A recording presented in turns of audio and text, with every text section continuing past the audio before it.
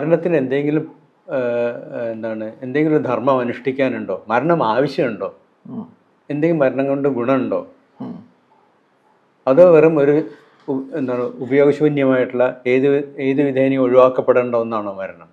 അത് മരണത്തിൽ എന്തെങ്കിലും ഒരു ഗുണകരമായിട്ടുള്ള എന്തെങ്കിലും അംശങ്ങൾ അതിലുണ്ടോ? അതിനെക്കുറിച്ച് എന്താ അഭിപ്രായം?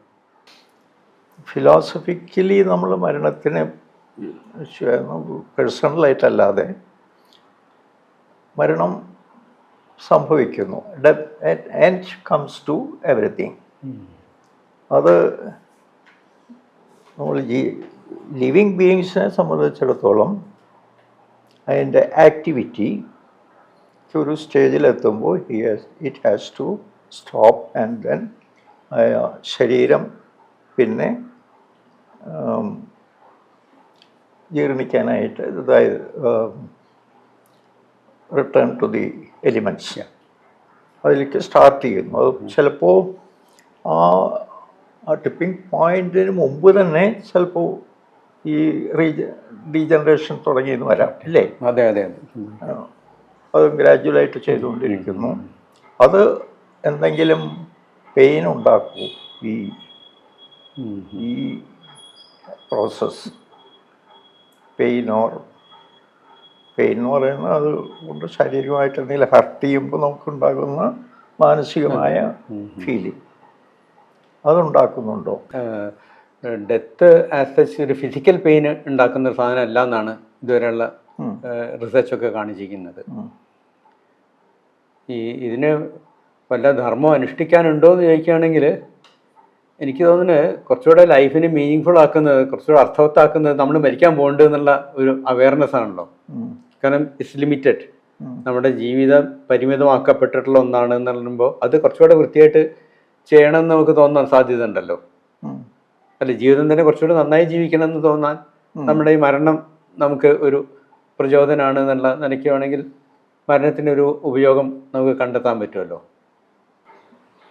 ആ ഒരു പോയിന്റ്, ഏതായാലും മരിക്കാൻ പോവാണ്, അപ്പോൾ still there is A possibility of coming back എന്നുള്ള അങ്ങനെ ഒരു അതുണ്ടാവില്ലേ ഒരു ജീവിക്ക്?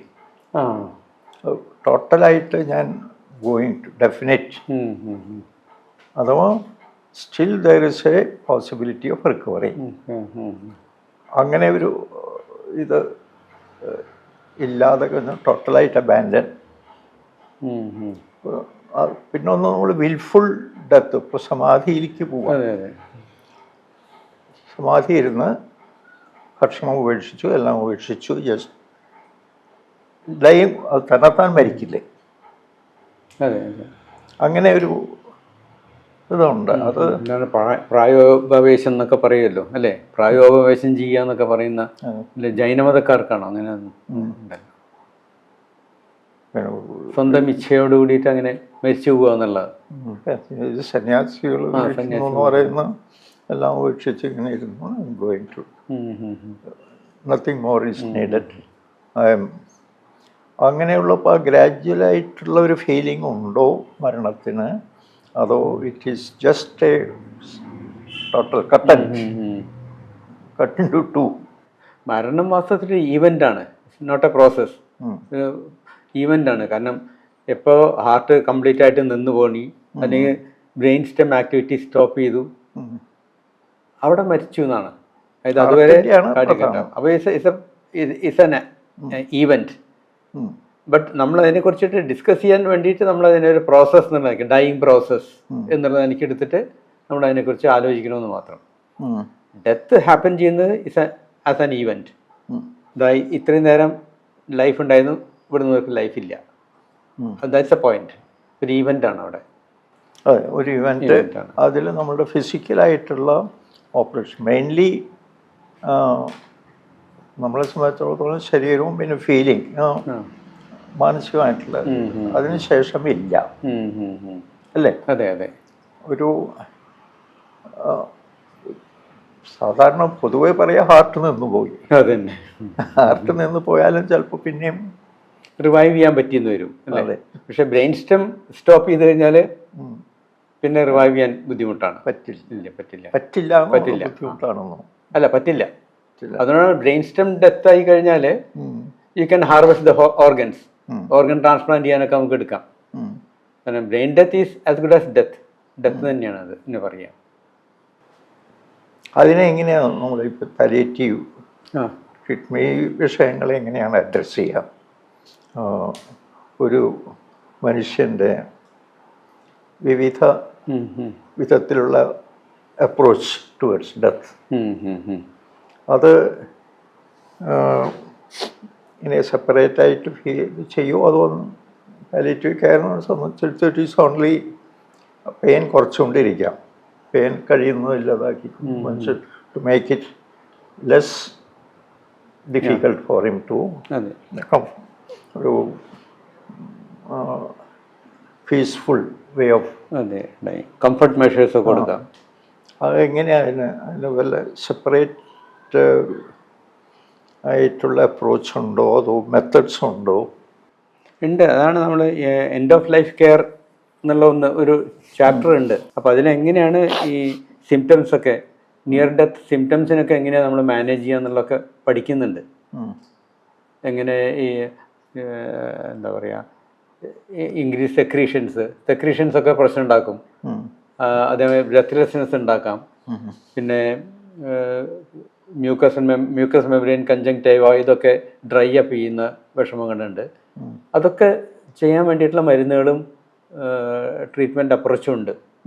അപ്പോൾ എൻഡ് ഓഫ് ലൈഫ് കെയർ നമുക്ക് ഒരു പാലിയേറ്റീവ് കെയർ മെത്തേഡിൽ നമുക്ക് നന്നായിട്ട് മാനേജ് ചെയ്യാൻ പറ്റുന്ന കുറേ കാര്യങ്ങളുണ്ട്.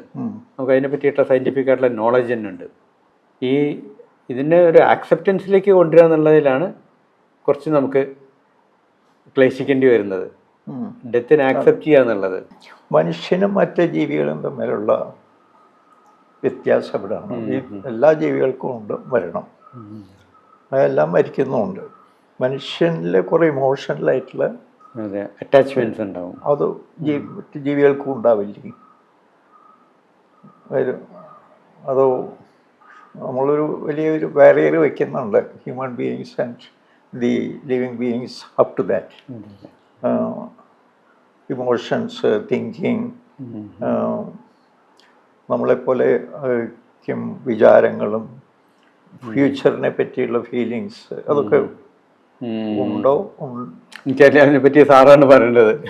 എനിക്കറിയാത്ത ഒരു വിഷയമാണ് ആ ഭാഗം. അല്ല, ഉണ്ടാവണമല്ലോ. ദിസ് കണ്ടിന്യൂഷൻ, പരിണാമം എന്ന് പറയുന്ന ഒരു കണ്ടിന്യൂസ് പ്രോസസ്സാണ്. ഏത് സ്റ്റേജിൽ വെച്ചാണ് ഈ സെപ്പറേഷൻ വരുന്നത്? സെപ്പറേഷൻ ഇവോൾവ് ചെയ്ത് വരുമ്പോൾ നമ്മൾ ആദ്യം സസ്യങ്ങൾ പിന്നെ ഒരു സ്ഥലത്ത് നിൽക്കുന്നു. ഒരു 1-2 ബുക്കുകൾ ഞാൻ വായിച്ചിട്ടുണ്ട്. പെയിൻ, മരങ്ങൾ എങ്ങനെയാണ് പെയിൻ ഫീൽ ചെയ്യുന്നത്, എങ്ങനെയാണത് കമ്മ്യൂണിക്കേറ്റ് ചെയ്യുന്നത്,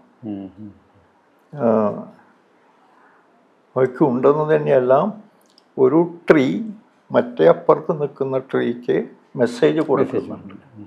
അത് റൂട്ട്സിൽ കൂടെ കൊടുക്കുന്നു എന്നൊരു തിയറി ഉണ്ട്.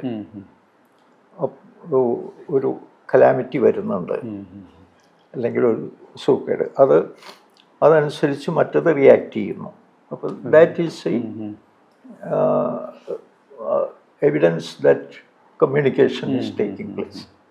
അത് ഈ കമ്മ്യൂണിക്കേഷൻ ഉണ്ടെങ്കിൽ അതിൻ്റെ കൂടെ ഒരു ഇമോഷണൽ ഫീലിംഗ് ഉണ്ടാവില്ലേ? അപ്പോൾ സസ്യങ്ങളിൽ നിന്ന്, പ്ലാന്റ്സിൽ നിന്ന് പിന്നെ ആനിമൽസിലേക്ക് വരുമ്പോൾ തീർച്ചയായിട്ടും, കാരണം അറ്റാച്ച്മെൻ്റ് ഉണ്ട്. ഒരു ആനിമൽ, ഒരു ഡോഗ്, നമ്മളായിട്ടുള്ള അറ്റാച്ച്മെൻ്റ് ഉണ്ട്. അതിന് മരിക്കുന്ന സമയത്ത് തീർച്ചയായിട്ടും എന്തെങ്കിലും ഫീലിംഗ് ജീവിച്ചിരിക്കുന്ന സമയത്ത് ഒരുപാട് അറ്റാച്ച്മെൻ്റ് ഉണ്ട്, ഇമോഷണൽ. അത് ചേർന്ന് ഇപ്പോൾ എവല്യൂഷൻ മനുഷ്യനിലെത്തുമ്പോൾ ഈ എവല്യൂഷൻ്റെ പ്രോസസ്സ് അതുവരെ നമ്മൾ ഫിസിക്കലായിട്ട്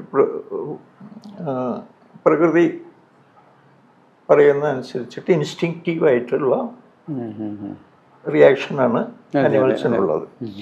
മനുഷ്യനിലെത്തുമ്പോൾ ഇൻസ്റ്റിങ്ക്റ്റീവ് അല്ല, ഇൻ്റലിജൻ്റ് ആയിട്ടുള്ള റിയാക്ഷൻ കൂടി വരുന്നു. അതായത് we are taking over the evolutionary process at a certain stage from nature and carrying it on ourselves Okay. consciously. നമ്മൾ ഒരു animal evolution takes millions of years for one change, one position to another. നമ്മളൊരു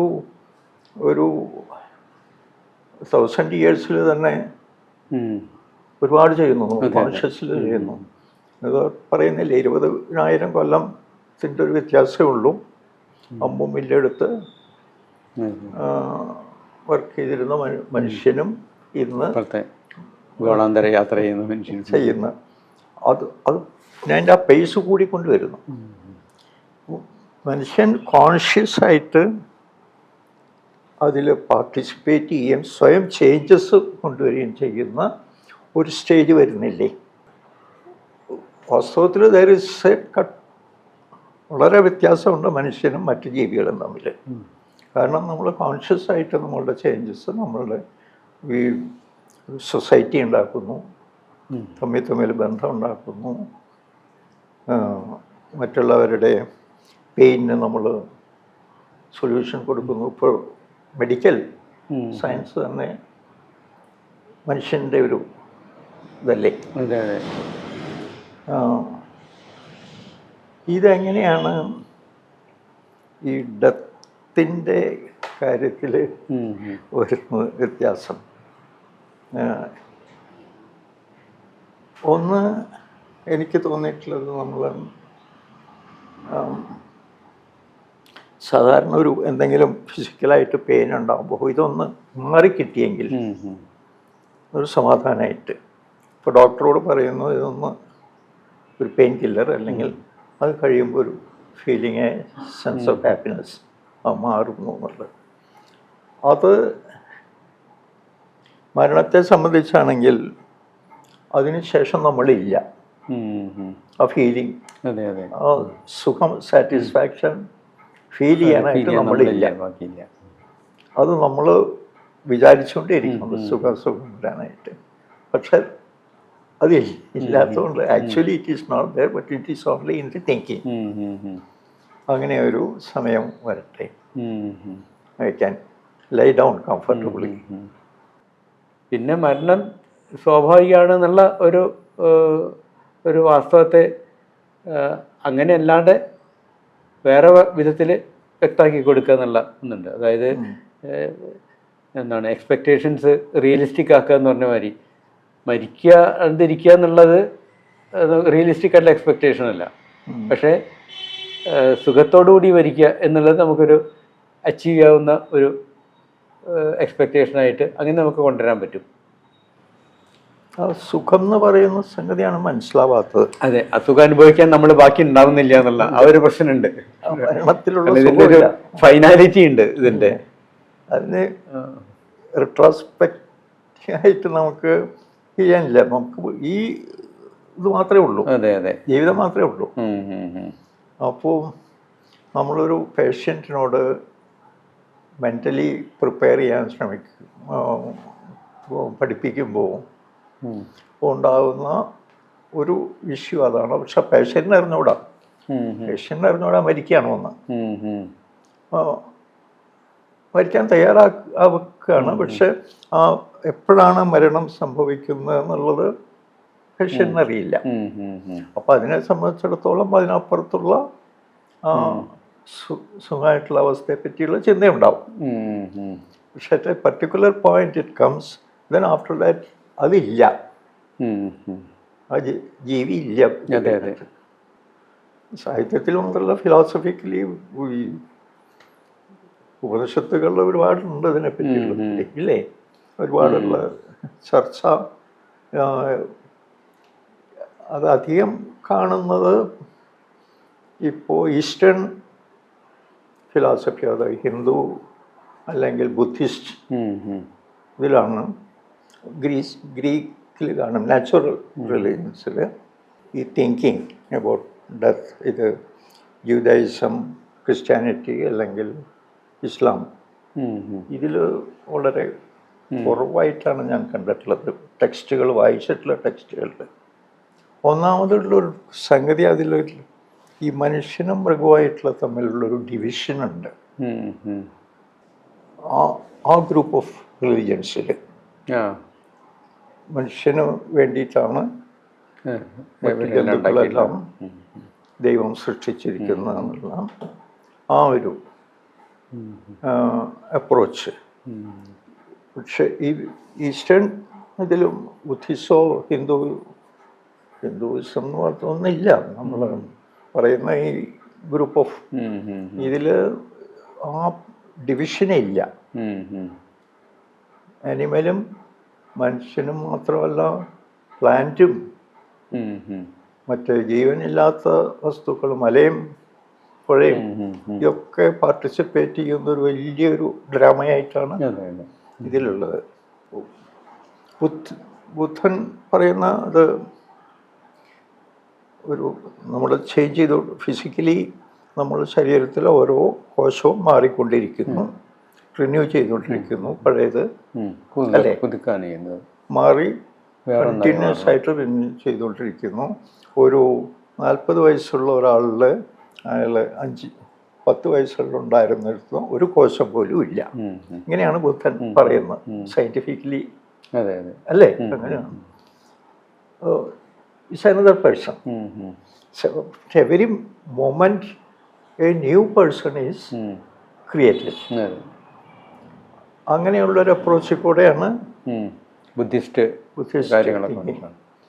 അതായത് medical science മുഴുവതും ബുദ്ധിസ്റ്റുകളാണ് തുടങ്ങിയതെന്ന് അതുകൊണ്ട്. അപ്പം അതിൽ പിന്നെ അതിൽ ദൈവമില്ല, ആ ആശ്രയം വരുന്നില്ല. പക്ഷെ ഒരു കണ്ടിന്യൂറ്റി അതിലുണ്ട്. അതായത് നമ്മുടെ ശരീരം ജീർണിച്ചു പോയി പുതിയ എന്താണ് സസ്യങ്ങളും ജന്തുക്കളും ഒക്കെ ആയിട്ട് പരിണമിച്ച് വരുന്നു. ഇങ്ങനെ മഴയും മേഘമായും മഴയൊക്കെ ആയിട്ട് നമ്മൾ മാറുന്നുണ്ട് എന്നുള്ള അത് ആ ഒരു കൺസലേഷൻ അതിൽ വരുന്നുണ്ട്. എന്നുവെച്ചാൽ ഒന്നും അവസാനിക്കുന്നില്ല, ഒന്നും നശിച്ചു പോകുന്നില്ല. നമ്മൾ പുതുതായിട്ട് ഫോം എടുക്കണമെന്നുള്ളത് എനിക്ക് തോന്നുന്നത് ഏത് റിലീജിയനും അതിൽ പരിപൂർണമായിട്ട് വിശ്വസിക്കുമ്പോൾ ഒരു ആശ്വാസം കിട്ടുമെന്നാണ് തോന്നുന്നത്. ഇപ്പോൾ ക്രിസ്ത്യാനിറ്റിയിലാണെങ്കിൽ ഈ എന്താ പറയുക, ഈ ഇതെല്ലാം എന്താ നമ്മുടെ പാപം കളയാൻ വേണ്ടിയിട്ടുള്ള കാര്യങ്ങളാണത്. അങ്ങനെയാണല്ലോ അവർ വിശ്വസിക്കുന്നത്. ഈ സഫറിങ്ങിനൊക്കെ ഒരു മീനിങ് ഉണ്ട്. കാരണം ഇതുവഴി നമ്മൾ കൂടുതൽ പ്യുവറായി മാറുന്നു എന്നുള്ള നിലയ്ക്ക്. ഇപ്പോൾ എന്താണ് ഈ ഇസ്ലാം എടുക്കുകയാണെങ്കിൽ അതിലും അതെ, അള്ളാഹ് കരുണാമയനാണ്. അപ്പം അങ്ങേരുടെ അറിയാതെ ഒരു ഇല പോലും അനങ്ങുന്നില്ല. ഒരു മുള്ളു കുത്തുന്നുണ്ടെങ്കിൽ അത് അദ്ദേഹം അറിഞ്ഞുകൊണ്ടാണ്. അപ്പോൾ ദർ ഈസ് എ പർപ്പസ് എല്ലാറ്റിനും എന്നുള്ള ആ ഒരു വിശ്വാസം, അതൊക്കെ എനിക്ക് തോന്നുന്നു ഈ സഫറിങ്ങിനെയും ഡെത്തിനെയൊക്കെ ഫേസ് ചെയ്യാൻ കുറേ ആശ്വാസം ഉണ്ടാക്കുന്നു തോന്നുന്നുണ്ട്. ഇത്തരത്തിലുള്ള ഇപ്പോൾ ഒരു മോഡേൺ മാനെ സംബന്ധിച്ചിടത്തോളം അത്തരം ഒരു വിശ്വാസം ബുദ്ധിമുട്ടാണ്. അവർക്ക് എന്താണ് കൺസലേഷൻ എന്നുള്ളതാണ് എൻ്റെ ഒരു ഉദാഹരണമുള്ള ഒരു ചോദ്യം. ഒരു യുക്തിവാദിയായിട്ടുള്ള ഒരാൾക്ക് മരണത്തെ എങ്ങനെ എന്താണ് ഇക്വാനിമിറ്റിയോട് കൂടിയിട്ട് ഫേസ് ചെയ്യാൻ പറ്റും? പറയുന്ന difference between Semitic religions and other religions. അല്ല, ഇപ്പോൾ ഹിന്ദു റിലിജൻ ആണെങ്കിലും വലിയ വ്യത്യാസമൊന്നുമില്ല. കാരണം എന്താ വെച്ചാൽ നമുക്ക് കർമ്മസിദ്ധാന്താണ്. നമ്മളിങ്ങനെ കണ്ടിന്യൂറ്റി, അതായത് കണ്ടിന്യൂറ്റി ഉണ്ടാവുന്നുണ്ട് അവിടെയും. ഞാൻ മരിക്കാന്ന് പറഞ്ഞാൽ എല്ലാം നഷ്ടപ്പെട്ടു എന്ന് പറയാൻ വയ്യ. കാരണം എൻ്റെ എന്താ പറയുക വാസനകളൊക്കെ വേറൊരു ബർത്തായിട്ട് വരുന്നുണ്ട്. അത് ബർത്തായിട്ട് വരുന്നു, പുനർജന്മത്തിൽ അങ്ങനെ പോകുന്നു എന്നുള്ളതാണ് ഇതിൽ പറയുന്നു. പക്ഷെ അത് ബുദ്ധിസ്റ്റിലില്ല പുനർജന്മം. ബുദ്ധിസ്റ്റിൽ പക്ഷേ ഒറിജിനൽ ബുദ്ധനിലില്ല എന്ന് പറയാൻ പറ്റുള്ളൂ. മറ്റേ ഇപ്പൊ ഹീനയാനം മഹാനൊക്കെ വരുമ്പോഴേക്കും അവരുടെതൊക്കെ റാംപന്റ് വിത്ത് സ്റ്റോറീസ് ഓഫ് പുനർജന്മ. അത് ഈ ബേസിക് അപ്രോച്ച് ഹ്യൂമൻ ബീയിങ് നമ്മൾ ഒരു സവിശേഷ സൃഷ്ടിയല്ല. It is only a part of the whole life. എന്ന് ഉള്ളത് വലിയൊരു വ്യത്യാസമുണ്ട് ആ അപ്രോച്ചിൽ. അതിൽ ഒരു പ്ലാന്റ് അല്ലെങ്കിൽ ആനിമൽ, അത് മാൻ, അത് മാത്രമല്ല, ഇറ്റ്സ് എ കണ്ടിന്യൂസ് പ്രോസസ്സ്. അതിലെന്ത് നടന്നുകൊണ്ടിരിക്കുന്നു, ഇപ്പോഴും നടന്നുകൊണ്ടിരിക്കുന്നു, ഇനി നടക്കാൻ പോകുന്നു. അതൊന്ന്. മറ്റേ ദൈവത്തിലുള്ള വിശ്വാസം ഉണ്ടാക്കുന്ന ദൈവം നമ്മൾ ഇത് കഴിഞ്ഞിട്ട് മറ്റേ സ്വർഗം നരകം എന്നൊക്കെ അത് വേറെ, അത് വലിയൊരു ആശ്വാസത്തിന് കൊടുക്കുന്നതാണ്. അത് കൂടാതെ ഇതിനകത്ത് ശേഷം ഉള്ള ലൈഫ് ആഫ്റ്റർ ഡെത്ത്, ഇതിനെപ്പറ്റി ഒരുപാട് ചിന്നപ്പോൾ അവിടെ മരിച്ചു കഴിഞ്ഞിട്ട് നമ്മൾ അവിടെ പോകുമ്പോൾ ഈ സ്റ്റാൻഡ് ട്രയൽ, ഈ തിങ്കിങ്ങിലൊന്നും നമുക്ക് ഒന്നിലും ഒക്കെ വെറും ഇമാജിനേഷനാണ്. അതിലൊന്നും ശാസ്ത്രീയമായിട്ട് നോക്കുകയാണെങ്കിൽ എവല്യൂഷണറി പ്രോസസ്സ് നമുക്ക് എടുക്കേണ്ടതുള്ളൂ. ആ പ്രോസസ്സും ആ എവല്യൂഷണറി പ്രോസസ്സിൽ തന്നെ ഒരുപാട് സംഗതികൾ ഇനിയും മനസ്സിലാവാത്തതുണ്ട്, എക്സ്പ്ലെയിൻ ചെയ്യാത്തതുണ്ട്. വൈ ഇതെല്ലാം സ്റ്റാർട്ട് ചെയ്യാൻ എന്താ കാരണം? വൈ, എന്തിനാണ് ഈ പ്രോസസ്സ് തുടങ്ങി വെച്ച പ്രകൃതി? എപ്പോഴാണ് അത് തുടങ്ങുന്നത്? എന്തിനാണ് തുടങ്ങിയത്? തുടങ്ങുകയാണെങ്കിൽ അതിൻ്റെ അവസാനം എന്താണ്? എന്താ അതിൻ്റെ എയിം? ഒരു വിധത്തിലുള്ള എക്സ്പ്ലനേഷൻ ഇങ്ങനെ ഒരു സ്റ്റേജ് അവസാനം മനുഷ്യനിലെത്തുമ്പോൾ കോൺഷ്യസ് ആകുന്നു. അപ്പോൾ കോൺഷ്യസ് ആകുമ്പോൾ അതിൽ കൂടെ പ്രകൃതി സ്വയം തന്നെത്താൻ മനസ്സിലാക്കാൻ ശ്രമിക്കുന്നു എന്നുള്ളത് ഫിലോസഫിക്കലായിട്ട് പറയാം. അത് ഒക്കെ ഏത് വിധത്തിലാണ് മനുഷ്യൻ്റെ ജീവിതത്തിനോടുള്ള അപ്രോച്ചിനെ സ്വാധീനിക്കുന്നത്, അഥവാ നമുക്ക് അതിൽ സജസ്റ്റ് ചെയ്യാനുണ്ടോ ഏത് വിധത്തിലുള്ള അപ്രോച്ചാണ് കൂടുതൽ ആക്സെപ്റ്റബിൾ ആയിരിക്കുകയാണെങ്കിൽ കംഫർട്ടബിൾ ആയിരിക്കാം. അത് ഇതിനൊന്നും ഒരു സയൻറ്റിഫിക് ആയിട്ടുള്ള എക്സ്പ്ലനേഷൻ ഇല്ലെങ്കിൽ പിന്നെ ഇതും മതങ്ങൾ പോലെ തന്നെയാണ്. ഒരു വളരെ കൺവിൻസിങ് ആയിട്ടുള്ളൊരു എക്സ്പ്ലനേഷൻ വരണ്ടേ. രാമചന്ദ്രൻ്റെ പുസ്തകങ്ങളിലായി പറയുന്ന രസകരമായിട്ടൊരു ഏതോ സ്പേസിൽ നിന്ന് വന്ന ഒരു കയ്യിലൊതുങ്ങുന്ന മെറ്റീരിയൽ സ്പേസിൽ നിന്ന് പുറപ്പെട്ട് വന്നിട്ട് ഇവിടെ ജീവിതമാണ്. Brain is A 6 ounce material വന്നിട്ട് നമുക്ക് തിരിച്ച് ആ ലോകത്തെ പറ്റി ആലോചിക്കാനുള്ള കഴിവുണ്ടാക്കുന്നു. സ്പേസിനെ പറ്റി ആലോചിക്കാനുള്ള കഴിവുണ്ടാക്കുന്നു.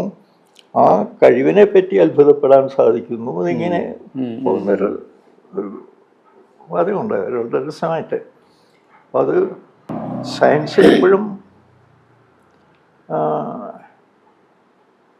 ഒരു തൃപ്തികരമായ എക്സ്പ്ലനേഷൻ കിട്ടിയിട്ടില്ല. വൈ ലൈഫ് സ്റ്റാർട്ടഡ്, വൈ അത് ഒരു വളരെ വെറും മെറ്റീരിയൽ ആയിരുന്ന സാധനം ഗ്രോ ചെയ്യുന്ന തുടങ്ങുന്നു തന്നെയല്ല, ആലോചിക്കാനും തിങ്കിങ്ങിന് സാധിക്കുന്നു. അല്ല, എനിക്ക് തോന്നുന്നു അതിൻ്റെ ഇടയിൽ പ്രൈമറി ഏതാന്നുള്ളൊരു ഇഷ്യൂ വരുന്നുണ്ട്. അതായത് whether it is consciousness or conscience or life. ഇപ്പോൾ ഈ ക്വാണ്ടം എൻറ്റാങ്കിൾമെൻറ്റിൻ്റെ ഒക്കെ ആൾക്കാർ പറയുന്നുണ്ടല്ലോ, ക്വാണ്ടം തിയറി. അവർ പറയുന്നത് കോൺഷ്യൻസ് ആണ് ആദ്യം ഉണ്ടായത്, അതിന് ശേഷമാണ് ലൈഫ് ഉണ്ടാകുന്നതെന്ന് അങ്ങനെ പറയുന്നുണ്ട്. അപ്പോൾ അതെങ്ങനെ നമ്മൾ ഈ തിങ്കിങ്ങിൽ ഇപ്പോൾ നിർവ്വാണം എന്നുള്ള കൺസെപ്റ്റ് ബുദ്ധൻ്റെ ഇതിലുള്ളത് മറ്റേ ഈ സ്വർഗം നരകമല്ല, അതല്ലാതെ അത് ഈ ഫൈനൽ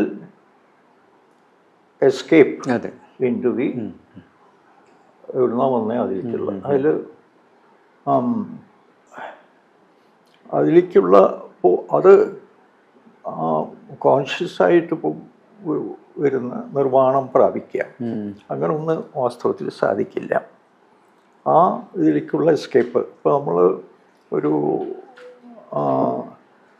സൂര്യൻ ഒരു സ്റ്റാറിന് ചുറ്റും കറങ്ങിക്കൊണ്ടിരിക്കുന്ന ഗ്രഹങ്ങൾ അതൊരു എക്സാമ്പിളായിട്ട് എടുത്താൽ അത് കറങ്ങിക്കൊണ്ടേയിരിക്കുന്നു. ഫൈനലി ഒരിക്കൽ it falls into the thing. അത്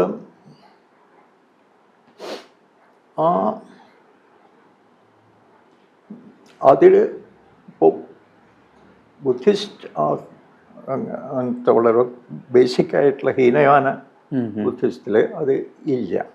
അങ്ങനെ ഒരു escape is not possible. So then what is possible?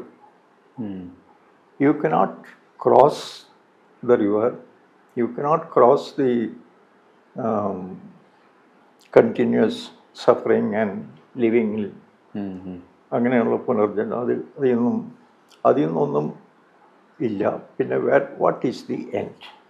അവിടെ വരുമ്പോൾ എക്സ്പ്ലനേഷൻ ഇല്ല. ഇതൊക്കെ നമ്മുടെ മരണത്തിനോടുള്ള സമീപനത്തിന് വിവിധ രീതി, ഓരോ മതവും ഓരോ വിധത്തിൽ പറയുന്നു. ഈ ഡെത്ത് ഫേസ് ചെയ്യുന്ന മനുഷ്യനെ എത്രത്തോളം ഡിസ്ട്രെസ് കുറയ്ക്കാൻ പറ്റും എന്നുള്ളത് ഇതെല്ലാം റിലവൻ്റ് ആണ് ഈ കാര്യങ്ങളൊക്കെ. ഏറ്റവും പ്രധാന ഒരു ഒരു ഒരു എന്താണ് ഒരു ബാരിയറായിട്ട് എനിക്ക് തോന്നിയിട്ടുള്ളത് മരണം ഒഴിവാക്കപ്പെടാവുന്ന സാധനമാണ് എന്നുള്ളൊരു തെറ്റിദ്ധാരണ ഉണ്ടായിട്ടുണ്ട്. ഇപ്പോൾ മോഡേൺ മെഡിസിൻ്റെ ഡെവലപ്മെൻറ്റോട്ട് ഇപ്പോൾ ഏതിനും ചികിത്സ ഉണ്ട്. മെഡിക്കൽ സയൻസ് എപ്പോഴും അതാണ് പറയുന്നത്. എപ്പോഴും അവർ മുഴുവൻ ഹൈലൈറ്റ് ചെയ്യുന്നതാണ് നിങ്ങളുടെ എന്ത് അസുഖമുണ്ട് അതിനെല്ലാം നമുക്ക് ചികിത്സിക്കാം. അപ്പോൾ വാസ്തവത്തിൽ അപ്പോൾ ജനങ്ങളുടെ പൊതുവെ ഒരു ധാരണ എന്താ വെച്ചാൽ അപ്പോൾ ഇന്നത്തെ കാലത്ത് മരിക്കേണ്ട വലിയൊരു ആവശ്യമൊന്നുമില്ല. മരണം എന്ന് പറഞ്ഞാൽ തെറാപ്യൂട്ടിക് ഫെയിലിയറാണ്. നാച്ചുറൽ ഡെത്ത് പറഞ്ഞൊന്നുമില്ല. മരിക്കുക എന്ന് പറഞ്ഞാൽ ചികിത്സയുടെ അപര്യാപ്തത, അങ്ങനെയാണ് ആൾക്കാർ മനസ്സിലാക്കി വയ്ക്കുന്നത്. അത് മാറ്റിയിട്ട് മരണം ഒരു ഇന്നെവിറ്റബിൾ ആയിട്ടുള്ള ഒന്നാണെന്നും സ്വാഭാവികമായിട്ടുള്ള ഒന്നാണെന്നുള്ള ഒരു തിരിച്ചറിവ് രണ്ടാമത് ഉണ്ടാക്കേണ്ട ഒരു ആവശ്യം വരുന്നുണ്ട് ഇപ്പോൾ. അതാണ് ഇന്നത്തെ ഈ ഒരു കാലത്ത്. ഇപ്പോൾ എന്താണ് ഇൻഫിനിറ്റായിട്ട് ലൈഫ് എക്സ്റ്റെൻഡ് ചെയ്യാൻ പറ്റുന്ന കാര്യങ്ങളെക്കുറിച്ചൊക്കെ അല്ലേ ഇപ്പോൾ റിസർച്ച് നടന്നുകൊണ്ടിരിക്കുന്നത്. മരണം ഇല്ലാണ്ടാക്കാൻ പറ്റുമെന്നുള്ളത്. അപ്പോൾ അത്തരം ഒരു റിസർച്ചും സയൻസൊക്കെ ആ വഴിക്ക് പോകുമ്പോൾ അതല്ല, ഇത് മരണം എന്നുള്ളൊരു സ്വാഭാവിക പ്രക്രിയയാണ്. അതിനൊരു മീനിങ് ഉണ്ട്. നമ്മൾ എന്താണ് പഴയ സാധനങ്ങളൊക്കെ നശിച്ചു പോകുമ്പോഴാണ് പുതിയത് ഉണ്ടാക്കാൻ കഴിയുന്നത്. എപ്പോഴും പുതിയതിന് അതിൻ്റേതായിട്ടൊരു വാല്യൂ ഉണ്ടെന്നും അത് ലോകത്തെ കുറച്ചുകൂടെ നല്ല ലോകമാക്കാനാണ്, അതിനാണ് നമ്മളൊക്കെ പഴയ ആൾക്കാരൊക്കെ മരിച്ചു പോകേണ്ടതെന്നും ഒക്കെയുള്ള ആ ഒരു എന്താണ് ഒരു വിവേകം നമുക്ക് ആൾക്കാർക്ക് ഉണ്ടാക്കി കൊടുക്കാൻ സാധിക്കണ്ടേ? അത് എന്തിനാണ് ഒരു 10-70 വയസ്സ് കഴിഞ്ഞാൽ പിന്നെ വൈ ഷുഡ് പീപ്പിൾ ലീവ്? ഒരു മൂവ്മെൻ്റ് ഉണ്ടായിരുന്നു യൂറോപ്പിൽ ഇതിനെതിരായിട്ട്. അവിടെ ജനനം വളരെ കുറവാകുന്നു, വയസ്സായവരുടെ പോപ്പുലേഷൻ കൂടുന്നു. അപ്പോൾ അതിന് why should we young people ചോദിക്കുന്നതാണ്, why should we suffer for these people? We toil and they leave എന്നുള്ള ഒരു വലിയ സ്ലോഗനായിട്ട് അതിൻ്റെ ആവശ്യമില്ല. മെഡിക്കൽ സയൻസിൽ അതിനെ ഫോക്കസ് ചെയ്യേണ്ട ആവശ്യമില്ല. അതിലാണ് ഇപ്പോഴത്തെ അധികവും അല്ലേ മേജർ പാർട്ട് ഓഫ് എക്സ്പെൻഡിച്ചർ വരുന്നത് ഓൾഡ് ഏജ് പീപ്പിളിനാണ്. 40% ഓഫ് ഹെൽത്ത് എക്സ്പെൻഡിച്ചർ എൽഡർലിക്ക് വേണ്ടിയിട്ടാവുമെന്നാണ് പറഞ്ഞത് 2030 കൂടിയിട്ട്. ഡെത്തിനെ കുറിച്ച് അത്തരം പേടി മാറ്റാൻ പറ്റുന്ന ഒരു കാര്യം ഡെത്തിനെ കുറിച്ച് കൂടുതൽ സംസാരിക്കുക എന്നുള്ളത് തന്നെയാണ് വേണ്ടത്. ഒരു ടാബു സബ്ജക്റ്റ് എന്നുള്ളതിൽ നിന്ന് മാറ്റിയിട്ട് ഡെത്തിനെ കുറിച്ച് നമ്മൾ സംസാരിക്കാൻ തുടങ്ങിക്കഴിഞ്ഞാൽ കുറെ കൂടെ ഇതിന് നാച്ചുറലായിട്ട് നമുക്ക് എടുക്കാൻ കഴിയും. ഇപ്പം ഈ മോഡേൺ മെഡിസിൻ്റെ അതിപ്രസരം കാരണം പണ്ട് ഡെത്ത് എന്ന് പറഞ്ഞാൽ നമ്മുടെ ഒരു ഫാമിലി ആൻഡ് കമ്മ്യൂണിറ്റി ഒരു ഈവൻ്റ് ആയിരുന്നു അത്. അതുമാതിരി it's A pure clinical event ആയിട്ട് മാറുകയാണ്. നമ്മളിൽ നിന്നൊക്കെ നമ്മുടെ മരണം നമ്മളിൽ നിന്ന് തട്ടിപ്പറിച്ചെടുത്ത് കൊണ്ടുപോയിരിക്കുകയാണ് മെഡിക്കൽ എസ്റ്റാബ്ലിഷ്മെൻറ്റ്. അത് നമുക്ക് തിരിച്ചു പിടിക്കാൻ കഴിയുകയാണെങ്കിൽ നമുക്കൊരു ഡെത്ത് സാക്ഷരത ഉണ്ടാവണം. എന്നുവെച്ചാൽ അതിപ്പോൾ ഇല്ലല്ലോ. ഇപ്പോൾ ഞാനൊക്കെ എൻ്റെ കുട്ടിക്കാലത്ത് ധാരാളം പേര് മരിക്കുന്നത് കണ്ടിട്ടുണ്ട്. വലിയച്ഛൻ മരിക്കുന്നു, അമ്മമ്മ മരിക്കുന്നു, എല്ലാവരും കാണുന്നുണ്ട്. അപ്പോൾ എന്താണ് ഡെത്ത് എന്നുള്ളത് എനിക്കറിയാം. നേരെ മറിച്ച് ഇന്നത്തെ കുട്ടികളൊന്നും കാണുന്നില്ല. എല്ലാം ICUവിൽ അല്ലെങ്കിൽ ഹോസ്പിറ്റൽ റൂമിൽ കുട്ടികളെ കയ്യിൽ നിന്നൊക്കെ മാറ്റി നിർത്തുന്നുണ്ട്. അപ്പോൾ ചുരുക്കം ഒരു മരണസാക്ഷരത, ഡെത്ത് ലിറ്ററസി എന്നുള്ളത് ഇന്നത്തെ ഒരു ജനറേഷൻ ഇല്ല. അപ്പം അത് തിരിച്ച് ഉണ്ടാക്കുക എന്നുള്ളത് വലിയൊരു ആവശ്യമാണല്ലോ. വിസിബിൾ ആയിരിക്കണം, വിസിബിൾ ആക്കുക, ഡെത്തിന് വിസിബിൾ ആക്കുക എന്നുള്ളത് അറ്റ്ലീസ്റ്റ് കാണാൻ. അതിനുള്ളൊരു മൂവ്മെൻ്റാണ് ഇപ്പോൾ നമ്മുടെ ഡെത്ത് കഫേ എന്നുള്ള കൺസെപ്റ്റ്. നമുക്ക് കാപ്പിയും കേക്കും കഴിച്ചും കൊണ്ട് മരണത്തെക്കുറിച്ച് സംസാരിക്കാം. അതാണ് ഡെത്ത് കഫേ. അപ്പോൾ നമുക്ക് താല്പര്യമുള്ള ആൾക്കാർ എല്ലാവരും ഒന്നിച്ച് എടുക്കുക, നമുക്ക് ഇന്ന ദിവസം ഒന്നിച്ച് കൂടാമെന്ന് പറയുക. നമുക്ക് കാപ്പിയൊക്കെ കുടിച്ചുകൊണ്ട് മരണത്തെക്കുറിച്ച് വലിയ വലിയ ഫിലോസഫിക്കലായിട്ടുള്ള കാര്യമൊന്നുമല്ല. എൻ്റെ മരണത്തെക്കുറിച്ച് അല്ലെങ്കിൽ എൻ്റെ അച്ഛൻ എങ്ങനെയാണ് മരിച്ചത്, എന്തായിരുന്നു അനുഭവം എന്നുള്ളതിനെക്കുറിച്ചൊക്കെ വളരെ ഡൗൺ ടു എർത്ത് ആയിട്ടുള്ള ഒരു ഡിസ്കഷൻ നമുക്ക്. അങ്ങനെ മരണത്തെ ഒരു ടാബു സബ്ജക്റ്റ് എന്നുള്ളതിനെ മാറ്റി നമ്മുടെ നിത്യജീവിതത്തിലത്തെ ഒരു കാര്യമാണ് എന്നുള്ള ആ ഒരു അക്സെപ്റ്റൻസിലേക്ക് കൊണ്ടുവന്നു കഴിഞ്ഞാൽ കുറവുകൂടെ കാര്യങ്ങളൊക്കെ എളുപ്പമായിരിക്കും തോന്നുന്നു. ഈ പറഞ്ഞ സംഗതി മെഡിക്കൽ സയൻസ് നമ്മളെ ഡെത്തിനെ ഈ ട്രീറ്റ്മെൻറ്റ് വഴി അതിൻ്റെ സ്വാഭാവികമായ ജീവിതത്തിൻ്റെ ഒരു ഭാഗം എന്നതിനെ അകറ്റുന്നു, അതെ, അതാണ് അകറ്റിക്കൊണ്ടു പോകുന്നു. അല്ലെങ്കിൽ ഇത്രയ്ക്ക് വൈദ്യശാസ്ത്രം പുരോഗമിച്ചിട്ടില്ലാത്ത കാലത്ത് ഇത് സ്വാഭാവികമായിട്ട് തോന്നുന്നു. 10-60 വയസ്സാകുമ്പോൾ ഒരാൾ വയ്യാതാവുന്നു, പിന്നെ എടുക്കുന്നു ഗ്രാജ്വലി. അപ്പോൾ അതിൽ ഒരു ഫിലോസഫിക്കലായിട്ടുള്ളൊരു ആക്സെപ്റ്റ് ഉണ്ട്. അവ ചെറുപ്പത്തിൽ മരിക്കുന്നത് മാത്രമാണ് ഒരു അത്ഭുതം, ഒരു ട്രോമയായിട്ട് വരുന്നത്. ഒരു 10 വയസ്സ് അല്ലെങ്കിൽ 20 വയസ്സ് ഒക്കെ ഉള്ള പ്രായത്തിലുള്ള മരണം ട്രോമാറ്റിക് എക്സ്പീരിയൻസ് ആണ്. എല്ലാത്തിനെ നാച്ചുറലായിട്ട് വരുന്നു.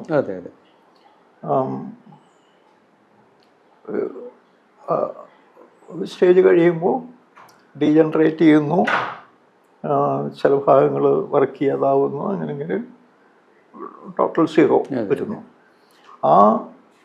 ഇത് ഇല്ലാതാക്കുന്ന ഇപ്പോൾ ഈ ഇതുപോലെ നെഗറ്റീവ് തിങ് ഫോർ മെഡിക്കൽ സയൻസിനോടുള്ള why should we do this? On the other hand ആ പ്രോസസ്സിനെ, നാച്ചുറൽ പ്രോസസ്സിനെ ഒരു ആക്സെപ്റ്റബിൾ ഇതിലേക്ക്. ഇപ്പോൾ നമ്മുടെ മുമ്പിൽ മരങ്ങൾ നിൽക്കുന്നു, അത് കുറച്ച് കഴിയുമ്പോൾ തന്നെത്താൻ ഇല കൊഴിയുന്നു, ഗ്രാജുവലായിട്ട് ഉണങ്ങി പോകുന്നു. അതുപോലെ ജീവികളും, പശു അല്ലെങ്കിൽ ഒരു പർട്ടിക്കുലർ നമ്മളൊരു ലൈഫ് 15 കൊല്ലം അല്ലെങ്കിൽ 20 കൊല്ലം എന്ന് പറയുന്നുണ്ട് ആക്ച്വൽ അതിൻ്റെ ലൈഫ്. അപ്പോൾ കഴിയുമ്പോഴേക്കും തന്നെത്താൻ പോകുന്നുണ്ട്. നമ്മളിപ്പോൾ 60, 70, 80, 100, 120 വരെ കൊണ്ടുപോകാൻ സാധിക്കുന്നു. അത് വേണോ? അങ്ങനെ ഒരു ഇതിലേക്ക് പോകണോ? അതിനെയോ ഒരു സ്റ്റേജിൽ നമ്മൾ അതിനെ making death as A part of life, അത് വേണ്ടേ? അതെ, അതാണ് വേണ്ടത്. ഏത് വിധേനയും ഒഴിവാക്കപ്പെടേണ്ട ഒന്നാണ് മരണം എന്നുള്ള ഒരു കൺസെപ്റ്റ് മാറും. അതിപ്പോൾ 90 വയസ്സായ ആളുകൾ കൊണ്ട് പിന്നെ ഒരു സെലിബ്രിറ്റി ആണെങ്കിൽ അവിടെ വെച്ചിട്ട് പിന്നെ അതിൻ്റെ മരിക്കുമ്പോൾ പിന്നെ രക്ഷിക്കാമായിരുന്നു, എൻ്റെ ജീവിതത്തിനെ രക്ഷിക്കാമല്ലോ. ജീവിതത്തിനെ രക്ഷിക്കുന്ന എന്തിനാ 90 വയസ്സൊക്കെ രക്ഷിക്കാമായിരുന്നു. പിന്നെ അതിനിങ്ങനെ അതിനെപ്പറ്റി തിങ്കിങ് വരുന്നു. ഡെത്ത് ആക്സെപ്റ്റിംഗ് ആയിട്ടുള്ള എന്തെങ്കിലും കൾച്ചർ ഉണ്ടോ വാസ്തവത്തിൽ?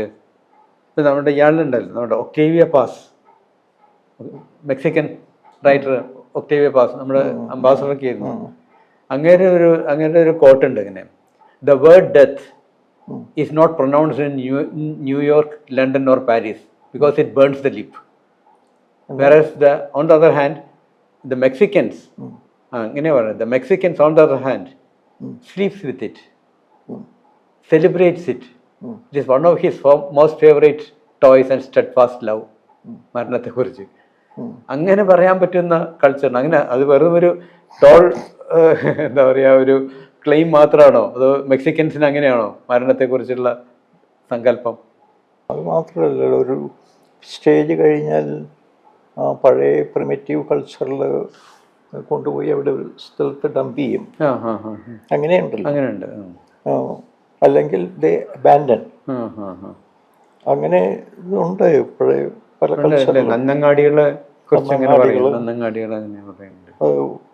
കഴിഞ്ഞാൽ പിന്നെ പക്ഷെ അത് പെയിൻലെസ് ആക്കുന്നില്ല, പെയിൻഫുള്ളായിട്ട് തന്നെ പോന്നു. പക്ഷെ ഈ പല ഇതിലും അവർ കൊണ്ടുപോയി ഉപേക്ഷിക്കുന്ന ഒരു അവസ്ഥയുണ്ട്. ഈ തമിഴ്നാട്ടിലുണ്ടല്ലോ തലൈക്കൂത്ത് എന്ന് പറഞ്ഞിട്ട് ഒരു ഏർപ്പാട്. പ്രായമായി കഴിഞ്ഞാൽ പ്രോബ്ലം ആകുമ്പോൾ അവരെ ഡിസ്പോസ് ചെയ്യുന്നത് ഇങ്ങനെ. അതെ, കുറെ എണ്ണയൊക്കെ തേച്ച് വെയിലത്ത് കിടത്തി കുറെ കരിക്കും വെള്ളം കൊടുക്കും. അങ്ങനെ പൊട്ടാസ്യം അക്യുമുലേറ്റ് ചെയ്തിട്ട് വെള്ളം മാത്രം പെട്ടെന്ന് കരിക്കും വെള്ളം കൊടുക്കുക. കാരണം അതിൽ പൊട്ടാസ്യം കൂടുതലുണ്ടല്ലോ. അപ്പോൾ കാർഡിയൊക്കെ റെസ്റ്റ് വന്നോളും. കുറെ പൊട്ടാസ്യം ഇങ്ങനെ മരിച്ചു പോകും. പക്ഷെ അത് ഈ കൂടെ കടന്നു പോകുന്ന പർട്ടിക്കുലർ ഇൻഡിവിജ്വൽ നമ്മളിപ്പോൾ ഇടുന്നുണ്ട്, നമുക്ക് ഡിസ്കസ് ചെയ്യാം. പക്ഷെ ആ സ്റ്റേജിലെത്തുന്ന ഇൻഡിവിജ്വൽ ഭയങ്കര ഒരു അനുഭവമാണ്. ഏത് സ്റ്റേജിലാണ് ഒരു ഇൻഡിവിജ്വൽ വില്ലിങ് ആവുന്നത്? അതെ, ജീവിതം ആസ്വദിക്കാൻ പറ്റാത്ത ഒരവസ്ഥ വന്നു കഴിഞ്ഞാൽ ജീവിതത്തിലെ നമ്മൾ ഈ മെഷീനെ മുമ്പോട്ട് കൊണ്ടുപോകുന്ന എന്താ, സംതിങ് അഹെഡ്. നമുക്കെന്തോ ഒരു എയിം മുമ്പിലുണ്ട്, അത് അച്ചീവ് ചെയ്യണം. അല്ലെങ്കിൽ എനിക്ക് കുറച്ച് ജോലിയുണ്ട്, ചെയ്തുകൊണ്ടിരിക്കണം. അത് ഒരു സ്റ്റേജിലെത്തുമ്പോൾ ഇല്ലാതാവുന്നു. അപ്പോൾ മുമ്പോട്ട് നോക്കുമ്പോൾ ഒന്നും ചെയ്യാനില്ല. പിന്നെ ഇങ്ങനെ ജീവിക്കുന്നതുകൊണ്ട് ഒരു സുഖവും കിട്ടുന്നില്ല. അങ്ങനെ ഒരു ടിൽറ്റ് വരുമല്ലോ നമ്മുടെ തിങ്കിങ്ങിൽ. അത് ഏത് സ്റ്റേജിലാണ് വരികയെന്ന് വെച്ചാൽ ഡിപ്പെൻഡ്സ് ഓൺ ദി ഇൻഡിവിജ്വൽ. അത് ജോലി ചെയ്തുകൊണ്ടേയിരിക്കുകയാണെങ്കിൽ അയാൾക്ക് ആ സ്റ്റേജ് വരില്ല. അയാൾ ആ ജോലിയിൽ തന്നെ ഒഴുക്കുന്നു. കുറച്ച് ഏതെങ്കിലും ഒരു സ്റ്റേജിൽ വരുമ്പോൾ ജോലി ചെയ്യാൻ പറ്റാതെ വരുന്നു. അപ്പോൾ അതുകൊണ്ട് ഗുണം ഒരു പോസിറ്റീവായിട്ടൊന്നുമില്ല. ആ ആക്സെപ്റ്റബിലിറ്റി മാനസികമായിട്ട് വരുമ്പോൾ ഓപ്റ്റ് ചെയ്യാൻ കഴിയണം. ഓക്കെ, സ്വന്തം കാര്യങ്ങൾ തന്നെ നടത്താൻ ചെയ്യാൻ പറ്റാതെ വരുന്നു. പുറത്തിറങ്ങി കുറച്ച് ജോലികളൊക്കെ നടന്നു, കുറച്ച് സാധനങ്ങളൊക്കെ വാങ്ങിക്കൊണ്ടുവന്നു, കുക്ക് ചെയ്യുന്നു. ഇത് ഓരോന്നായിട്ട് ചെയ്യാൻ സാധിക്കാതെ വരുന്നു. Become dependable on others. ആ ഡിപ്പെൻഡബിലിറ്റി കൂടി വരുമ്പോൾ ആണ് ഇത് വരേണ്ടത്. പിന്നെ നമുക്കൊന്നും ചെയ്യാനില്ല എന്നുള്ളത്. അതിനെ സൊസൈറ്റി എങ്ങനെ കൊണ്ടുവരണം, ആക്സെപ്റ്റ് ചെയ്യും. സൊസൈറ്റി അതിനെ ഓൺ ദി അതർ ഹാൻഡ് എല്ലാം സയൻസും സൊസൈറ്റിയും എല്ലാം അനാവശ്യമായിട്ട് പുഷ് ചെയ്തുകൊണ്ടിരിക്കുന്നതിന് ശ്രമിക്കുന്നത്. അതർ തിങ് റിവേഴ്സ് കൊണ്ടുവരണം. അത് ഈ ഫിലോസഫിക്കൽ തിങ്കിങ്ങിൽ ആധ്യാത്മികം എന്നൊക്കെ പറയുന്ന അവസ്ഥ, അത് ഏത് വിധത്തിൽ നമുക്ക് to make it a part of life. ഗ്രാജുവലായിട്ട് വരട്ടെ. അത്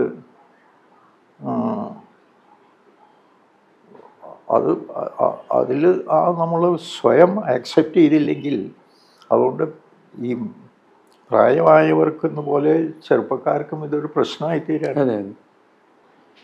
ഇതിനെ മെർജ് ചെയ്യാനായിട്ട് എന്ത് ചെയ്യാൻ പറ്റും? ഏതിന് മെർജ് ചെയ്യാന്ന് പറഞ്ഞു? ഈ ഇത് പ്രായമാകുന്നവരുടെയും മറ്റേ ചെറുപ്പക്കാരുടെയും രണ്ടുപേരുടെയും കൂടിയും അപ്രോച്ച് വേണം. ഇപ്പോൾ സയൻസിൻ്റെയും വരുന്നു അതിൽ. അവിടെയാണ് നിങ്ങളുടെ മുഴുവൻ പാലിയേറ്റീവ് പെയിൻ ആൻഡ് പാലിയേറ്റീവ് അല്ലേ? പെയിനെയാണ് എടുക്കുന്നത്, മറ്റേ ആ യൂട്ടിലിറ്റി പാർട്ടിനെ കൺസിഡർ ചെയ്യുന്നില്ല. അല്ല, ലൈഫ് മീനിങ് ഫുൾ ആവണം എന്നുള്ള ഒരു ഇതുണ്ടല്ലോ. ക്വാളിറ്റി ഓഫ് ലൈഫ് എന്തായാലും ഉണ്ടാവണം. ക്വാളിറ്റി ഇല്ലാത്തൊരു ലൈഫ് നമുക്ക് സസ്റ്റെയിൻ ചെയ്യേണ്ട വലിയൊരു ആവശ്യമൊന്നുമില്ല. പക്ഷെ ഇവിടെ പ്രോബ്ലം എന്താ വെച്ചാൽ യൂത്തനേഷ്യ ലീഗലൈസ് ചെയ്യുന്നതിന് മുമ്പേ ഇഫക്റ്റീവ് പാലിയേറ്റീവ് കെയർ എല്ലാവർക്കും കിട്ടിയിട്ടുണ്ടാവണം. അതായത് ഒരുപാട് യൂത്തനേഷ്യ റിക്വസ്റ്റ് ഒക്കെ നമുക്ക് ടേൺ ഡൗൺ ചെയ്യാൻ കഴിയും by giving effective palliative care. അപ്പോൾ നമ്മുടെ ഇപ്പോൾ നെതർലാൻഡ് അതുമാതിരിയുള്ള എല്ലാ യൂറോപ്യൻ രാജ്യങ്ങളുണ്ടല്ലോ where euthanasia has been legalised, അവിടെയൊക്കെ effective palliative care is in place. ഈ ഇഫക്റ്റീവ് പാലിയേറ്റീവ് കെയർ കൊണ്ടും കണ്ടെയ്ൻ ചെയ്യാൻ പറ്റാത്ത സഫറിങ് ഉണ്ടാകുമ്പോൾ അതിനാണ് അവർ യൂത്തനേഷ്യ ഓപ്റ്റ് ചെയ്യുന്നത്. നമ്മുടെ ഇന്ത്യയിലുള്ള പ്രോബ്ലം എന്താ വെച്ചാൽ നമ്മുടെ palliative care coverage only 2 to 3% എന്നാണ് പറയുന്നത്. 2 to 3% ഓഫ് പോപ്പുലേഷൻ അല്ല, 2 to 3% of those who need palliative care. അപ്പം അങ്ങനെയുള്ള ഒരു സ്ഥലത്ത് പാലിയേറ്റീവ് കെയറിനെ യൂണിവേഴ്സലൈസ് ചെയ്യാനാണോ നോക്കേണ്ടത് അതോ യൂത്തനേഷ്യ ലീഗലൈസ് ചെയ്യാനാണോ ആദ്യം നോക്കേണ്ടത് എന്നുള്ളൊരു എത്തിക്കൽ ഇഷ്യൂ ഉണ്ട്. രണ്ടും വേണ്ടി വരും. രണ്ടും അപ്പോൾ ആദ്യം ഇഫക്റ്റീവ് പാലിയേറ്റീവ് കെയർ എല്ലാവർക്കും എത്തട്ടെ, ഒരു ഡീസൻറ്റ് പാലിയേറ്റീവ് കെയർ. എന്നിട്ടും കണ്ടെയ്ൻ ചെയ്യാൻ പറ്റാത്തതിന് നമുക്ക് യൂത്തനേഷ്യനെ ലീഗലൈസ് ചെയ്യാൻ നോക്കാം. അതായിരിക്കില്ലേ കുറച്ചുകൂടെ. പക്ഷേ ഇഫക്റ്റീവ് പാലിയേറ്റീവ് കെയർ എന്ന് പറയുന്ന പ്രായമായവരെ മാത്രമല്ല നിങ്ങൾ അഡ്രസ്സ് ചെയ്യുന്ന കുട്ടികളെയും എല്ലാം ഉണ്ട്. ടെർമിനൽ സ്റ്റേജിലെത്തുന്ന എല്ലാ ഏജ് ഗ്രൂപ്പിനെയും അപ്രോച്ച് ചെയ്യുന്നുണ്ട്. എല്ലാവർക്കും ഈ യൂത്തനേഷ്യയും ആവശ്യമായിരിക്കും ചിലപ്പോൾ. സോൺലി പ്രായമായവർക്ക് മാത്രമല്ലല്ലോ അഡ്രസ്സ് ചെയ്യുന്നത്. ഒരു ചൈൽഡ് അതിൻ്റെ മാനസികമായിട്ട് ബുദ്ധിയും ഒന്നുമില്ലാത്തൊരു കുട്ടി അത് ഇങ്ങനെ ഇരിക്കുന്നു എന്നല്ലാതെ അപ്പം അങ്ങനത്തെ ഒട്ടിസോ എന്തെങ്കിലും പറ്റുന്ന ആ മാതിരിയുള്ള പേഴ്സൺസിനെ. പക്ഷെ അവിടെ നമുക്ക് യൂത്തനേഷ്യ പറ്റില്ല. കാരണം യൂത്തനേഷ്യയുടെ ഡെഫിനിഷനിൽ പറയുന്നത് euthanasia is an intentional act of killing a patient by administration of drugs at that patient's voluntary and competent request എന്നാണ്. അപ്പോൾ ചിന്താശേഷിയുള്ള ഒരാൾ ആലോചിച്ചുറപ്പിച്ച് തൻ്റെ ജീവൻ അപഹരിക്കണമെന്ന് റിക്വസ്റ്റ് നടത്തിയിട്ട് ആ റിക്വസ്റ്റിൻ്റെ മേലെ മരുന്ന് കൊടുത്ത് കൊല്ലണതിന് മാത്രമേ യൂത്തനേഷ്യ എന്ന് പറയുള്ളൂ. കോൺഷ്യസ്ലി അപ്പോൾ ആലോചിക്കാനുള്ള ശേഷി ഇല്ലെങ്കിൽ പറ്റില്ല. ഇതല്ലാത്ത ബാക്കിയെല്ലാം മെഡിക്കലൈസ് കില്ലിംഗ് ആർ ജസ്റ്റ് മർഡർ എന്നാണ് പറഞ്ഞിരിക്കുന്നത്. യൂത്തനേഷ്യ നമ്മൾ ക്വാളിഫൈ ആണെങ്കിൽ പേഷ്യൻ്റ് കോൺഷ്യസ് ആയിരിക്കണം, തിങ്കിങ് കപ്പാസിറ്റി ഉണ്ടാവണം, എക്സ്പ്രസ് ചെയ്യാൻ കഴിയണം, ഓട്ടോണമസ് ആയിരിക്കണം. അങ്ങനെയുള്ള ഒരു റിക്വസ്റ്റിന് മാത്രമേ നമുക്ക് യൂത്തനേഷ്യ ചെയ്യാൻ പറ്റുള്ളൂ. ബാക്കിയൊക്കെ മർഡർ ചെയ്യല്ലേ മാത്രമേ ഉള്ളൂ. ഇപ്പോൾ ഒരു കുട്ടി അൺകോൺഷ്യസ് കോമയിലുള്ള കിടക്കുന്ന കുട്ടിയാണ്, അവർക്ക് നമുക്ക് യൂത്തനേഷ്യ ചെയ്യാൻ പറ്റില്ല. ഇപ്പോൾ കോമയിലൊക്കെ എടുക്കുകയാണ് ഒരു വിധത്തിൽ ഒരു കുട്ടിയാണെന്ന് വിചാരിക്കും. കുട്ടി വളർന്ന് അതിന് ഒരു വിധത്തിലും ഒരു നോർമൽ ഇതാക്കാൻ സാധിക്കില്ല. ബേസിക്കലായിട്ടുള്ള ഡിഫക്റ്റ് ഉള്ളത്. അങ്ങനെയുള്ളൊരു ഇപ്പം ഇതിലെ ഒരു കുട്ടിയുടെ രക്ഷിതാക്കൾ ആ കുട്ടിയെ മരിക്കാൻ അനുവദിക്കുന്നു. അത് പക്ഷെ കേസാവും അല്ലേ? പക്ഷെ അത് ഒരു ക്രൈം ആവും. മരിക്കാൻ അനുവദിക്കുന്നതുകൊണ്ട് ആവില്ല. ഫോർ എക്സാമ്പിൾ കൊല്ലുകയാണെങ്കിൽ ഇതാണ് കേസാണ്, ഹോമിസൈഡ്. പക്ഷെ കൊല്ലാന്ന് ഒരു പ്രാക്ടിക്കലായിട്ട് കൊല്ലാന്നുള്ള വാക്ക് ഉപയോഗിക്കണ്ട. European association of palliative care ആണ് ഈ യൂത്തനേഷ്യൻ്റെ പുതിയ ഡെഫിനിഷൻ കൊണ്ടുവന്നത്. അത് അവർ കൺസെൻസസ് കോൺഫറൻസ് ഒക്കെ വിളിച്ചിട്ട് വൈറ്റ് പേപ്പർ പബ്ലിഷ് ചെയ്ത് അന്ന് ആ കൺസെൻസസ് കോൺഫറൻസിൽ ഈ ഇഷ്യൂ വന്നു. Euthanasia is an intentional act of killing എന്ന് പറഞ്ഞു. അപ്പോൾ എല്ലാവരും പറഞ്ഞാൽ കില്ലിംഗ് എന്നുള്ള വാക്ക് വേണോ, നമുക്കൊരു അസിസ്റ്റഡ് ഡൈ എന്നൊക്കെ പറഞ്ഞാൽ പറഞ്ഞു. അപ്പോൾ യൂറോപ്യൻ അസോസിയേഷൻ പാലിയേറ്റീവ് കെയർ അതാണ്, no ambiguity here, it is killing. Of course for the benefit of the patient at the request of the patient, request of a conscious autonomous patient. അത് മാത്രമേ euthanasia എന്ന് പറയുള്ളൂ. പുസ്തകത്തിൽ ദിവാന്റെ ബുക്കിൽ ആ ഒരു chapter ഇപ്പോൾ യൂത്തനാസിയെ പറ്റി ഉണ്ടല്ലോ. ആ ഉണ്ട് ഉണ്ട് ഉണ്ട്. അത് എന്താണ് ഫൈനൽ സ്റ്റേജ് നമ്മൾ ലീഗൽ ഇന്ത്യയിൽ? ഇന്ത്യയിൽ ഇല്ലീഗൽ അല്ല, ഇന്ത്യയിൽ ലീഗലൈസ് ചെയ്തിട്ടില്ല. യൂത്തനേസിയ ഈസ് ഇല്ലീഗൽ. നേരെ വെച്ച് ലിമിറ്റിംഗ് ഫ്യൂട്ടൈൽ ട്രീറ്റ്മെന്റ് പറ്റും. ലിമിറ്റിംഗ് ഫ്യൂട്ടൈൽ ട്രീറ്റ്മെന്റ് നമ്മൾ പതുക്കെ പതുക്കെ വിഡ്രോ ചെയ്യുന്നതോ? വിഡ്രോ ചെയ്യുന്നത് അത് ഫ്യൂട്ടൈൽ ആണെന്ന് അറിഞ്ഞുകൊണ്ട് നമ്മളത് വിഡ്രോ ചെയ്യുകയാണെങ്കിൽ that is not euthanasia, that is just appropriate medical practice. അപ്പോൾ എസെൻഷ്യലി യൂത്തനേസിയയും ലിമിറ്റിംഗ് ഫ്യൂട്ടൈൽ ട്രീറ്റ്മെൻറ്റും തമ്മിലുള്ള വ്യത്യാസം എന്താ വെച്ചാൽ, in euthanasia you intent the death of the patient and you do something to cause the death of the patient. Whereas in limiting futile treatment, you are not at all intenting the death of the patient, and you are not at all doing anything to cause the death of the patient. Here you will do something to cause. Yeah, in euthanasia, you are giving some lethal dose of drug. Ventilator എടുക്കുക. Ventilator എടുക്കുന്നതുകൊണ്ട് അത് യൂത്തനേസിയ ആവുന്നില്ല. കാരണം ഇപ്പോൾ ഈ ഒരു ventilation ഇയാൾക്ക് ഒരു ഗുണം ചെയ്യുന്നില്ല നമുക്ക് ഉറപ്പാവുകയാണ്. കാരണം ഓർഗൻസ് ഒക്കെ ഇറിക്കവറബിളി ഡാമേജ് ആയിരിക്കുന്നു, കാർഡിയക് റിസർവ് മുഴുവൻ പോയിരിക്കുന്നു, പേഷ്യൻ്റ് ഈസ് ഡൈയിങ്. ആ സമയത്ത് വെന്റിലേറ്റർ അനുഷ്ഠിക്കുന്ന ധർമ്മം എന്താ വെച്ചാൽ അയാളുടെ ഡൈയിങ് പ്രോസസ്സിനെ ഇങ്ങനെ എക്സ്റ്റെൻഡ് ചെയ്തുകൊണ്ടിരിക്കുക. ലൈഫല്ല എക്സ്റ്റെൻഡ് ചെയ്യുന്നത്, ഡൈയിങ് പ്രോസസ്സിനെ എക്സ്റ്റെൻഡ് ചെയ്തുകൊണ്ടിരിക്കുക. അപ്പോൾ നമ്മൾ ആ വെന്റിലേറ്റർ സ്റ്റോപ്പ് ചെയ്യണം. Patient may die after few hours or few days. അവിടെ ഡെത്ത് ഉണ്ടാവും നമ്മൾ വെന്റിലേറ്റർ സ്റ്റോപ്പ് ചെയ്തുകൊണ്ടാണെന്ന് പറയാൻ വയ്യ. വെന്റിലേറ്റർ സ്റ്റോപ്പ് ചെയ്തില്ലെങ്കിൽ അയാൾ മരിക്കുമായിരുന്നു. ഇവിടെ നമ്മൾ ചെയ്തത് ആ undue extension of the dying പ്രോസസ്സിന് നമ്മൾ സ്റ്റോപ്പ് ചെയ്യുക മാത്രമേ ചെയ്തത്. ഡെത്ത് ഉണ്ടാവാൻ വേണ്ടി നമ്മൾ ഒരു ഡ്രഗും കൊടുത്തിട്ടില്ല. ഹേസനിങ് ദ ഡെത്ത് എന്നാൽ we are giving some drugs to hasten to end the life, accelerate. അതെ.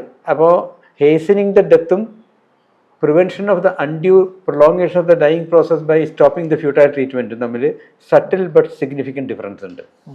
One is euthanasia and the other is just appropriate medical practice. ഈ വെന്റിലേറ്റർ സ്റ്റോപ്പ് ചെയ്യാന്നൊക്കെ പറഞ്ഞത്. ഓഫ്കോഴ്സ് വെന്റിലേറ്റർ സ്റ്റോപ്പ് ചെയ്യുമ്പോൾ discomfort ഉണ്ടെങ്കിൽ നമ്മൾ അതിനുള്ള മരുന്ന് ചെയ്യണം, കംഫർട്ട് മെഷേഴ്സ് എന്തായാലും കൊടുക്കണം. അപ്പോൾ ആ ഒരു ഡിഫറൻസ് ഉണ്ട്. കാരണം ഇൻറ്റൻഷനാണ് ഇതിലൊക്കെ ഏറ്റവും ഇമ്പോർട്ടൻ്റ് ആയിട്ടുള്ള ഫാക്ടർ. ഇൻറ്റൻഷനാണ്. In euthanasia you intent the death of the patient. ഇപ്പോഴത്തെ അവസ്ഥ എന്താണ്? ഈ ഇന്ത്യൻ ലീഗൽ സിസ്റ്റം പ്രകാരം യൂത്തനേസിയ ഈസ് നോട്ട് അലൗഡ്. അതേസമയം ഫ്യൂട്ടൈൽ ട്രീറ്റ്മെൻറ്റ് സ്റ്റോപ്പ് ചെയ്യാനുള്ള ഒരു പ്രൊവിഷൻ ഉണ്ട്. പക്ഷെ അതിന് പക്ഷേ കോടതി വളരെ ഇലാബറേറ്റ് പ്രോസസ്സൊക്കെ ഉണ്ടാക്കിയിട്ടുണ്ട്. ആദ്യം ഒരു മെഡിക്കൽ ബോർഡ് കാണണം. മെഡിക്കൽ ബോർഡ് ഫ്യൂട്ടൈൽ ട്രീറ്റ്മെൻ്റ് ആണെന്ന് ഉറപ്പാക്കി കഴിഞ്ഞാൽ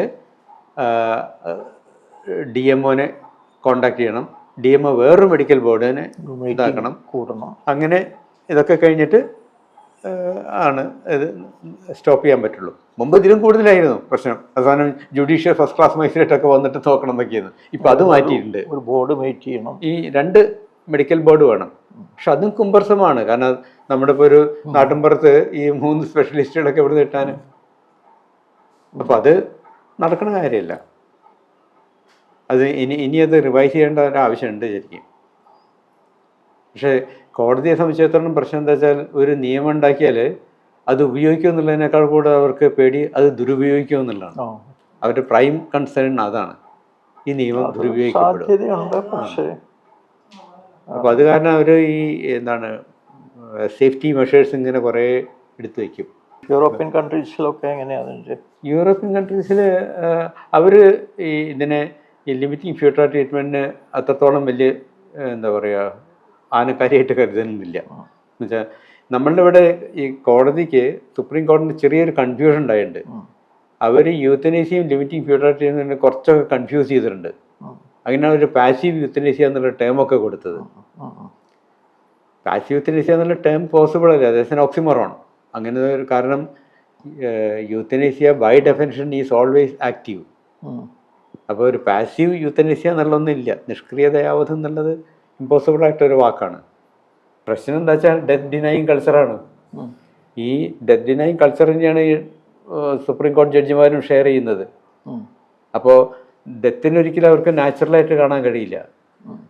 നാച്ചുറൽ ഡെത്ത് എന്നുള്ള ഇല്ല. എല്ലാം തെറാപ്പറ്റിക് ഫെയിലിയറേ ഉള്ളൂ ഡെത്ത് എന്ന് പറഞ്ഞാൽ. അപ്പോൾ ഒരാൾ സ്വാഭാവികമായിട്ട് മരിക്കുക എന്നുള്ളതിനെ അവർക്ക് കൺസീവ് ചെയ്യാൻ പറ്റുന്നില്ല. അതുകൊണ്ടാണ് ഒരു പാസീവ് യൂത്തനേസിയ എന്നുള്ള പേര് കൊടുക്കുന്നത്. അങ്ങനെ ഒരു കൺഫ്യൂഷൻ ഉണ്ട്. സ്വാഭാവികമായ ഡെത്ത് എന്ന് പറഞ്ഞ അങ്ങനെയൊന്നും ഇല്ല എന്നാണ് അവരൊക്കെ ധാരണ. എന്നുവെച്ചാൽ അത് ഈ മോഡേൺ മെഡിസിൻ ഉണ്ടാക്കിയിട്ടൊരു പ്രശ്നമാണത്. Death is always therapeutic failure. Discussion നമുക്കൊന്ന് സമ്മപ്പ് ചെയ്യുകയാണെങ്കിൽ എന്താണ് ഒരു ടേക്ക് ഹോം മെസ്സേജ് ആയിട്ട് പറയാനുള്ളത്? നിങ്ങൾ തന്നെ ബെറ്റർ എക്യുപ്ഡ് ദാൻ മീ. അല്ല, എനിക്ക് തോന്നുന്നത് ഈ എന്താ പറയുക, ഡെത്ത് എന്നുള്ളൊരു ടാബു സബ്ജക്റ്റ് എന്നുള്ള ഒന്ന് മാറ്റിയെടുക്കേണ്ട ഒരു ആവശ്യമാണ് അല്ലേ കമ്മ്യൂണിറ്റിയിൽ. ഡെത്ത് ഒരു സ്വാഭാവികമായിട്ടുള്ളൊരു കാര്യം തന്നെയാണ് എന്നുള്ള ഒരു ആക്സെപ്റ്റൻസിലേക്ക് എല്ലാവരും എത്തിക്കുക എന്നുള്ളത് ഒരു ആവശ്യമാണ്. അത് കുറേ കാര്യങ്ങൾ നമുക്ക് ഒഴിവാക്കാൻ പറ്റും. ഓക്കെ, ഈ അന്ത്യകാല പരിപാടിയായിട്ട് ബന്ധപ്പെട്ടിട്ട് ഗോൾ സെറ്റിംഗ്, റിയലിസ്റ്റിക് എക്സ്പെക്റ്റേഷൻ ഉണ്ടാക്കുക. അപ്പോൾ അത് അച്ചീവ് ചെയ്യുമ്പോൾ ഉണ്ടാകുന്ന ഒരു സമാധാനം പേഷ്യൻസിനും കൂടെയുള്ള ആൾക്കാർക്കുമൊക്കെ. എന്താ വളരെ നല്ലൊരു വളരെ സജീവമായിട്ടുള്ളൊരു ചർച്ച നമുക്ക് ഈ മരണത്തെ ഒരു ആക്സെപ്റ്റബിൾ ആയിട്ടുള്ളൊരു കാര്യമാക്കി മാറ്റേണ്ടതിൻ്റെ ഒരു ഇമ്പോർട്ടൻസ് നമുക്കിപ്പോൾ മനസ്സിലായിട്ടുണ്ട്. അതിനാണ് ഈ തരത്തിലുള്ള ഡെത്ത് കഫേമാതിരിയുള്ള കാര്യങ്ങൾ ഉണ്ടാക്കുക. അതേമാതിരി ഈ ഡെത്ത് ലിറ്ററസി, മരണ സാക്ഷരത എന്നുള്ളത് കുറച്ചുകൂടെ സമൂഹത്തിൽ ഉണ്ടാക്കാൻ വേണ്ടി ചെയ്യാവുന്നതെല്ലാം ചെയ്യാം. അപ്പോൾ അതൊക്കെ വഴി നമുക്ക് പൊതുവേ മനുഷ്യന്മാർക്കുള്ളൊരു മരണഭീതി എന്നുള്ള അതിനൊന്ന് ഒഴിവാക്കാനും അതൊരു സ്വാഭാവികമായിട്ടുള്ളൊരു കാര്യം തന്നെയാണ്. അങ്ങനെ വല്ലാണ്ട് വേലാതി പിടിക്കേണ്ട കാര്യമല്ല എന്നുള്ള ഒരു ധാരണ ഉണ്ടാക്കുകയും ചെയ്യാൻ പറ്റുകയാണെങ്കിൽ നല്ലൊരു കാര്യം തന്നെയാണല്ലോ അത്. അപ്പോൾ അതാണ് നമുക്ക് എനിക്കിന്ന് സാറുമായിട്ട് ഇത്രയും നേരം ഡിസ്കസ് ചെയ്തെന്ന് കൊണ്ടുപോകാൻ പറ്റിയ ഒരു കാര്യമായിട്ട് എനിക്ക് തോന്നിയത്. നിൽക്കുന്ന അവസ്ഥ അപ്പോൾ നമുക്ക് സാധാരണഗതിയിൽ ആ അക്സെപ്റ്റബിൾ ആയിട്ടുള്ളതിലേക്ക് ഒരു വരാൻ വളരെ അപൂർവം ആളുകളെ വരൂ.